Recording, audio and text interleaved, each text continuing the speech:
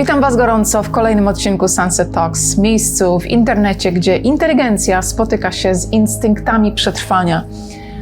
Cieszę się, że tu jesteście, bo dziś otwieramy drugą zakurzoną teczkę z archiwum emocji, by porozmawiać o biologii, o której zapomnieliśmy.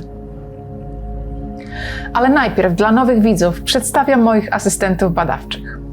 Na wysokościach spoglądając na nas z wyższością, na którą w pełni zasłużył, Jinx, mój czarny, schroniskowy socjopata.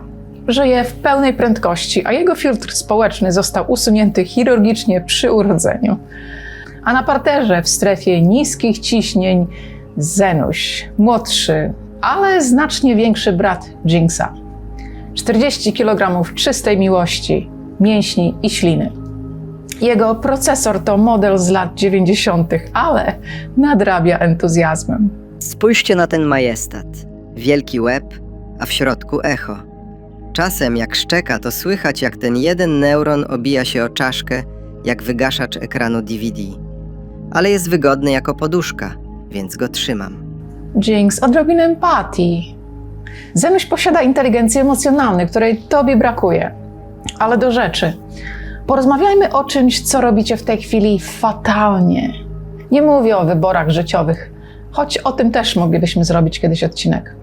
Mówię o oddychaniu, o tej prozaicznej czynności, która utrzymuje nas przy życiu. Wydawałoby się, że opanowaliśmy to w okolicach 2. roku życia, prawda? Cóż, mam fatalną wiadomość. Przez cały czas robiliśmy to źle. Witajcie w Ironii Sztucznej Inteligencji, gdzie uczymy krzemowe płytki, jak pisać poezję, a sami kolektywnie zapominamy, jak poprawnie dotleniać nasze biologiczne podzespoły. To tak jakbyście kupili najnowszego iPhone'a tylko po to, żeby używać go jako podstawki, żeby się stół nie chwiał. Nasze biologiczne oprogramowanie działa permanentnie w trybie oszczędzania baterii, więc nic dziwnego, że czasem system się zawiesza. Oto niewygodna prawda, moi drodzy.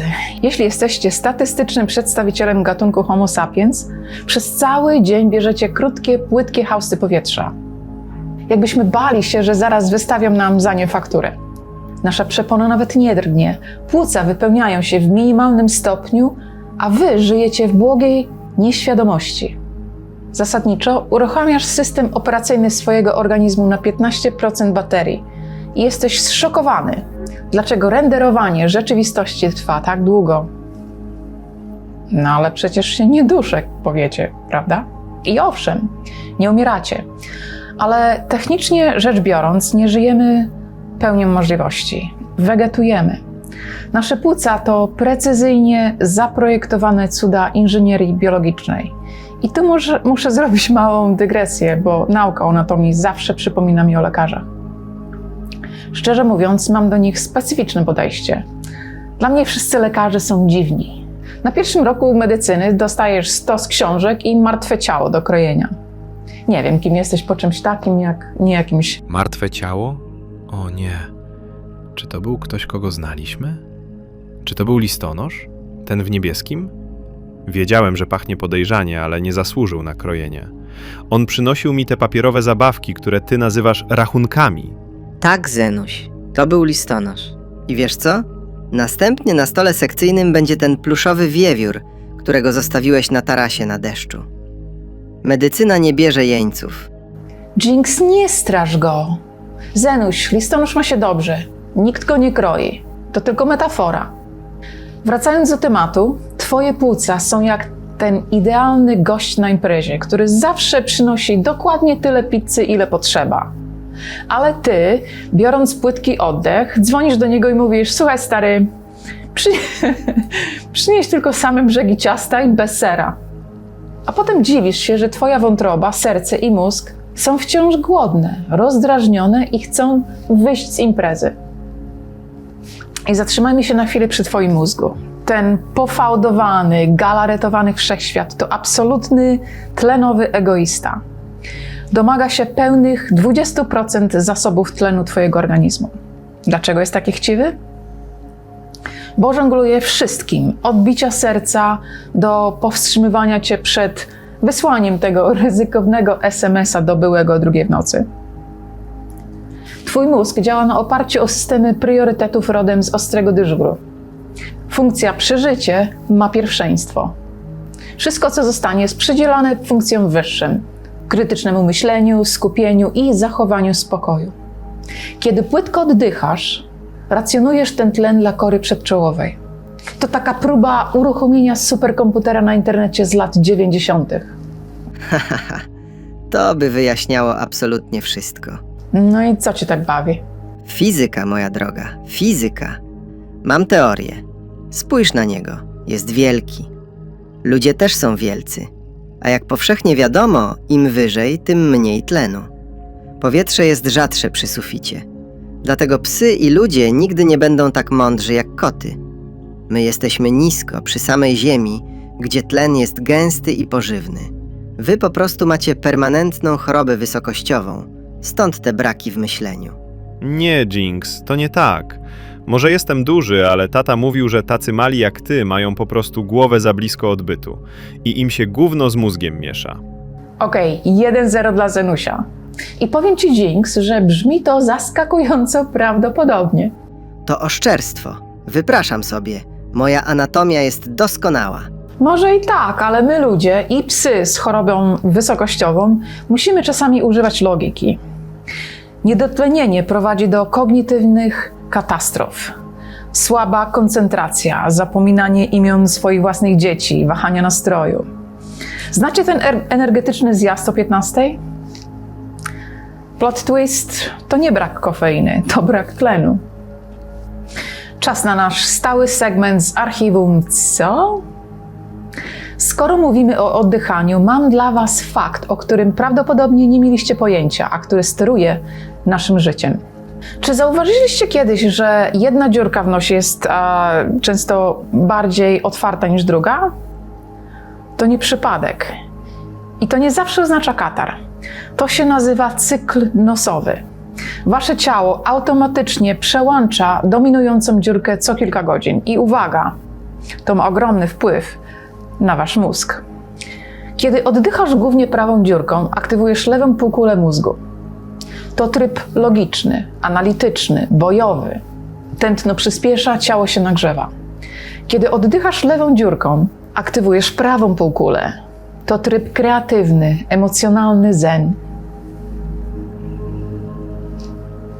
Więc jeśli czujecie się senni w pracy, sprawdźcie, którą dziurką oddychacie. Jeśli lewą, wasz mózg próbuje was uśpić. Czyli mam wbudowany przełącznik trybu niszczenie i trybu spanie? Genialne. Ej, Zenuś, zatkaj sobie obie dziurki i idź w stronę światła. Spodoba ci się tam. Naprawdę? Jinx, chyba znowu chcesz noc spędzić na kanapie. A wiecie, co jest najbardziej absurdalne? Produkujemy zegarki, kalendarze, planery, budujemy sztuczną inteligencję. Wszystko tylko po to, żeby zorganizować nasz świat. Jakby czas był jakimś dzikim zwierzęciem, które da się oswoić kolorowym notesem z napisem Boss Babe 2025. A teraz pytanie ze 100 punktów. Ile kontroli tak naprawdę mamy? Bo oto ironia.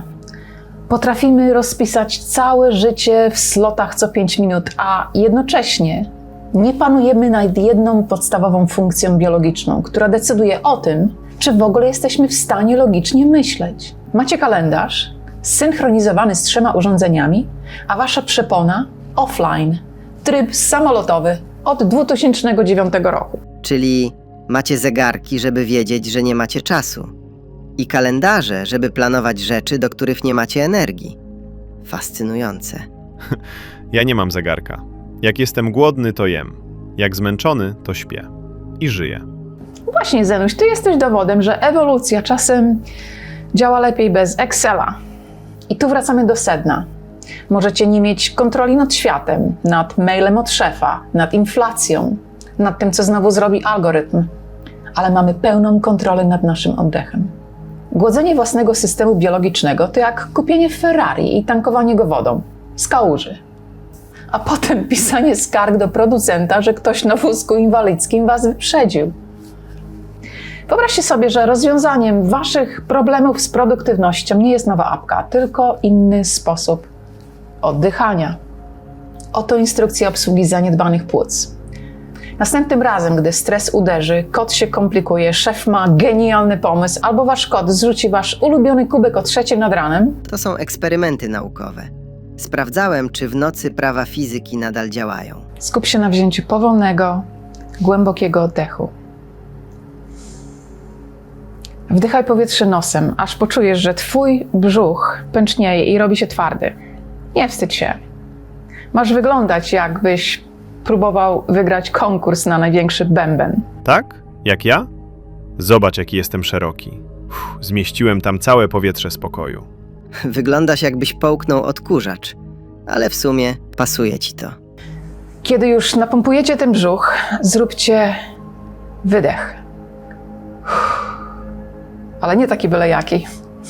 Wydychaj delikatnie i całkowicie przez usta.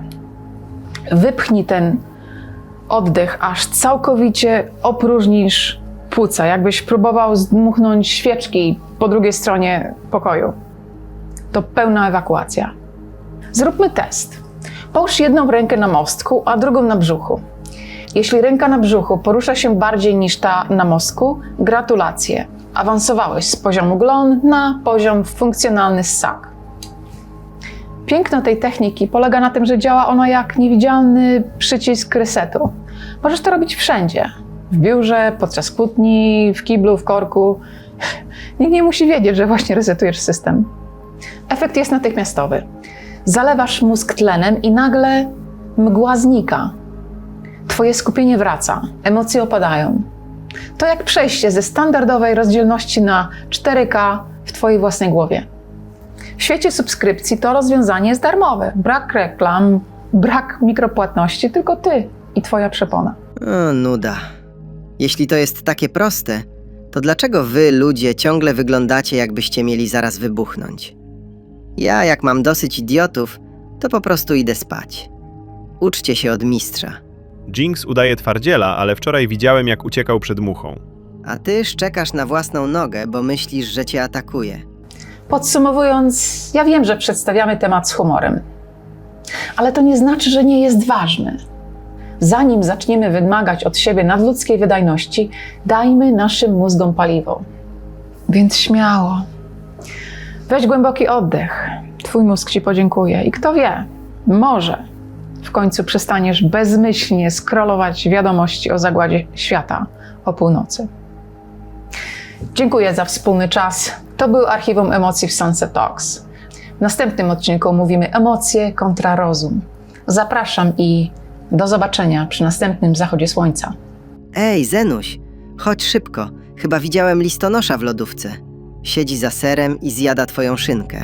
Naprawdę? I tak to się kręci. Oddychajcie głęboko. Będzie wam potrzebne.